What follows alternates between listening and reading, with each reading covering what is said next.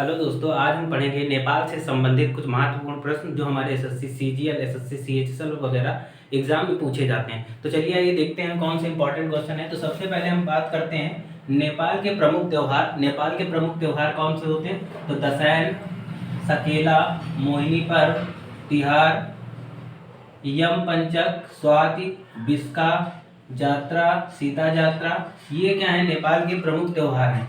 उसके बाद अगर हम नेपाल की घाटियों की बात करते हैं तो नेपाल की प्रमुख घाटियां कौन सी हैं जो हमारे एसएससी सीजीएल एग्जाम के लिए बहुत ही ज़्यादा इंपॉर्टेंट है। तो नेपाल की घाटी कौन सी है? तो सबसे पहले काठमांडू नेपाल की घाटी है, पोखरा, पून, सुम, रिपुक, लाकटांग, वरुण आदि, ये सारी क्या है नेपाल की प्रमुख घाटियां हैं जो हमारे एग्जाम के लिए बहुत ज़्यादा इंपॉर्टेंट हैं। ठीक है, आगे चलते हैं कि नेपाल की कुछ नदियों के बारे में जानकारी ले लेते हैं। तो नेपाल में 3 प्रकार की नदियां होती हैं। कौन कौन सी? तो एक होती है सबसे लंबी नदी, दूसरी होती है सबसे गहरी नदी कौन सी है, और तीसरी है सबसे बड़ी नदी कौन सी है नेपाल की। तो सबसे पहले हम बात कर लेते हैं सबसे लंबी नदी नेपाल की कौन सी है।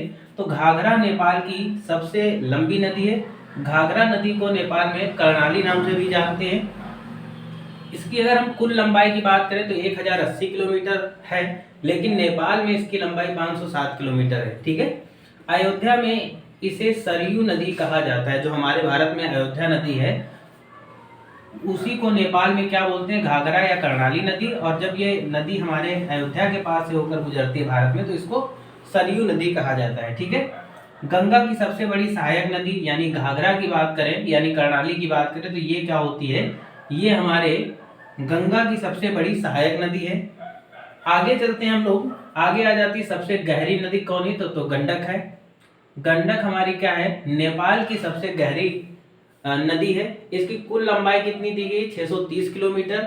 और नेपाल में ये कितने किलोमीटर लंबी है? यानी नेपाल में केवल 300 किलोमीटर तक ही रहती है। ठीक है, नेपाल में इसे नारायणी नदी के नाम से भी जाना जाता है। आगे देख लेते हैं सबसे बड़ी नदी कौन सी है। तो सबसे बड़ी नदी नेपाल की है कोसी नदी। कुल लंबाई कितनी दी गई? 720 किलोमीटर। और नेपाल में इसकी लंबाई कितनी है? 200 किलोमीटर तक ही नेपाल में है। अब इस कोसी नदी को बिहार का शोक भी कहते हैं, क्योंकि इसी कोसी नदी की वजह से क्या होता है, बिहार में बाढ़ बहुत ज्यादा आती है, जिससे कई सारे लोग कई सारे एरिया प्रभावित होते हैं, यानी पूरा बिहार ही प्रभावित होते हैं। तो बिहार का शोक किसे कहा जाता है? कोसी नदी को कहा जाता है। आगे आ जाते हैं कि फरवरी 2022 में महाकाली नदी पर 110 किलोमीटर लंबा पुल बना। ये इंपॉर्टेंट क्वेश्चन है हमारे सीजीएल के लिए।